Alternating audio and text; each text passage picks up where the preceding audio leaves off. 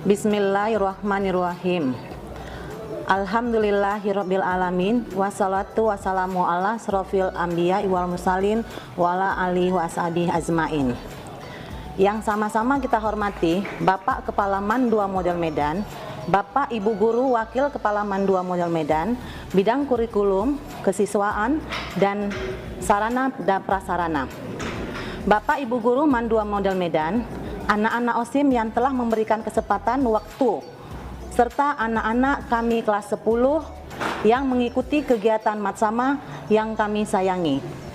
Pertama-tama, marilah kita panjatkan puji dan syukur kehadirat ilahi Robbi yang telah memberikan kita beribu-ribu kenikmatan, baik nikmat iman dan Islam ataupun nikmat sehat awal afiat, sehingga pada hari ini kita dapat berkumpul secara daring melalui aplikasi Zoom dalam rangka memenuhi kegiatan masa ta'aruf siswa atau Matsama Man 2 Model Medan tanpa satu halangan apapun dan tidak kurang satupun untuk hadir di acara yang dimuliakan Allah Subhanahu wa Ta'ala.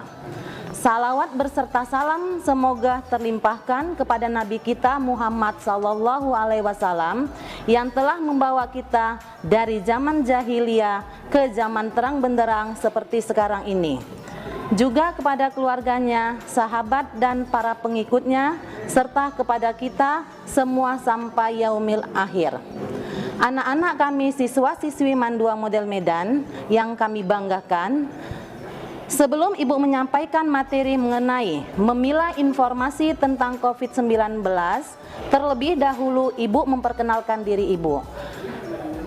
Nama Ibu Dr. Randa Haja Roslinawati Rahab MSI, yang mana Ibu salah satu guru matematika pada Man 2 Model Medan, dan Ibu juga diamanahkan sebagai Wakil Kepala Madrasah Bidang Humas, yaitu Hubungan Masyarakat.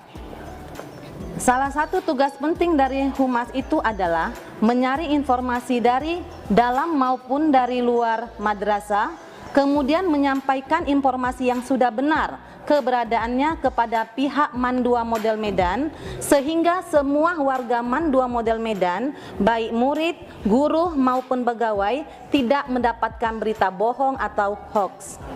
Keberadaan Ibu sebagai WKM Humas Man 2 Model Medan sangat tepat untuk menyampaikan tema memilah informasi tentang COVID-19. Sebagaimana yang diketahui, penyebaran hoax atau informasi palsu terkait COVID-19 marak terjadi di berbagai media. Para penyebar hoax ini dari berbagai kalangan dan profesi seperti ibu rumah tangga, petani, pegawai swasta, wira swasta, sampai kepada tukang tambal ban. Kementerian Kominfo dan Informasi yang disingkat dengan Kominfo mengatakan hoax terkait virus Corona 19 masih terus beredar. Setidaknya ada 80 kasus beredar setiap minggunya. Ada di Facebook, di Twitter, dan situs lainnya. Jumlahnya setiap hari berubah-ubah. Tiap minggunya rata-rata 60-80 kasus. Para pelaku kerap menggunakan akun dengan identitas palsu. Namun, saat telah diamankan polisi, pelaku kerap mengaku tidak mengetahui jika informasi yang disebarkan merupakan suatu hoax atau informasi bohong. Salah satu contoh berita hoax terkait COVID-19 yang beredar di media sosial Facebook adalah Corona penyakit karena bakteri dan bisa disembuhkan dengan obat antibiotik. Disebutkan juga, hal ini diketahui berkat para dokter di Italia melakukan otopsi pada korban, melawan larangan Organisasi Kesehatan Dunia atau WHO. Itu contoh kutipan pesan yang beredar di Facebook. Dokter Italia tidak mematuhi hukum kesehatan dunia WHO untuk tidak melakukan otopsi pada kematian coronavirus, dan mereka menemukan bahwa bukanlah virus, tetapi bakteri yang menyebabkan kematian. Ini menyebabkan gumpalan darah terbentuk dan menyebabkan kematian pasien. Italia mengalahkan apa yang disebut COVID-19, yang tidak lain adalah koagulasi intravaskular disseminata atau trombosis. dan cara untuk memeranginya yaitu dengan penyembuhannya adalah dengan antibiotik atau antiinflamasi dan antikoagulan. Faktanya, hingga saat ini pemerintah Italia tidak pernah menyebut corona disebabkan bakteri. Kementerian Kesehatan atau Kemenkes Italia dengan tegas menjelaskan COVID-19 disebabkan oleh virus yang bernama SARS-CoV-2. Untuk menghindari berita hoax mengenai COVID-19, maka siswa MAN 2 model Medan harus memilah dan memilih berita yang benar sesuai fakta. Adapun cara memilah informasi tentang COVID-19 bagi siswa MAN 2 model Medan diantaranya yaitu: yang pertama, kenali berita palsu dan bersikaplah skeptis terhadap judul. Perhatikan tanda-tanda yang dapat membantu untuk memutuskan apakah informasi itu palsu. Misalnya, pesan yang diteruskan tanpa sumber atau tanpa bukti, foto, video, bahkan rekaman suara dapat direkayasa untuk menyesatkan berita palsu. Seringkali memiliki judul bombastis dengan huruf kapital dengan tanda seru. Jika judulnya kelihatan mengejutkan dan tidak dapat dipercaya, maka kemungkinan itu adalah berita palsu atau hoax. Selain itu, cek alamat situs atau URL.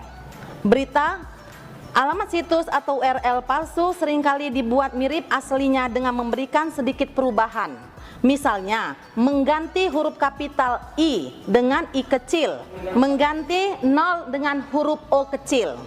Kalau kamu kurang yakin, coba buka jendela browser yang baru dan masuk ke dalam situs yang sebenarnya untuk membandingkan URL dengan berita terpercaya.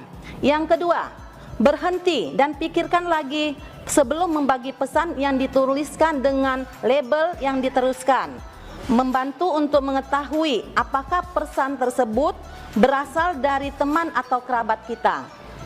Ketika pesan diteruskan dari satu pengguna ke pengguna lain lebih dari 5 kali, pesan ini akan ditandai dengan ikon panah ganda untuk menunjukkan bahwa pesan tergolong banyak diteruskan dan mungkin berpotensi mengandung hoax atau misinformasi. Yang ketiga, bantu hentikan penyebaran. Jika menyadari bahwa sebuah informasi tidak terlihat benar atau membuat klaim medis tidak resmi, tanyakan kepada pengirim apakah mereka dapat memverifikasi informasi tersebut. Jangan teruskan pesan hanya karena orang lain meminta Anda untuk meneruskannya, sekalipun itu adalah teman Anda sendiri.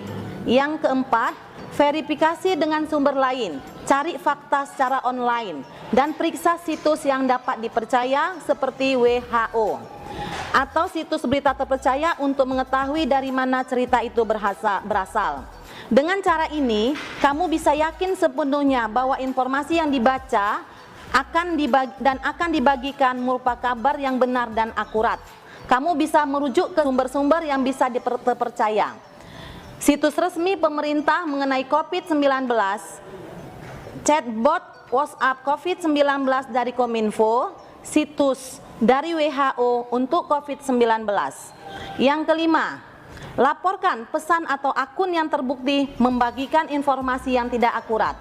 Demikianlah materi yang Ibu sampaikan tentang memilah informasi COVID-19 dan semoga kedepannya kita bisa menyaring informasi yang lebih baik lagi sesuai dengan fakta dan kondisi. Demikianlah yang bisa Ibu sampaikan. Wabillahi taufiq wal hidayah. Wassalamualaikum warahmatullahi wabarakatuh.